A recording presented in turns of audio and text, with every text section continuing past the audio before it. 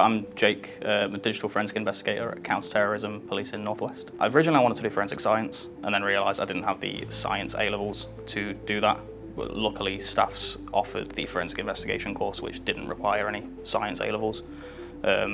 Always wanted to do policing and then realised sort of quite late, just before I started uni, that it wasn't really policing I wanted to do, but I liked the analytical and sort of investigative side of forensics instead of policing. A typical day in my current role, it varies depending on the day. Sometimes we can be quiet and you get a chance to maybe do a bit of research or do a bit of personal development on, say, things that you're not necessarily comfortable with, or learn a new skill or a new aspect.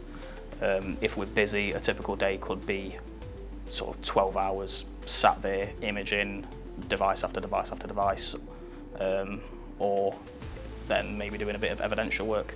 So digging deep into databases and file systems and trying to find the artifacts that prove whatever we need to prove for that case.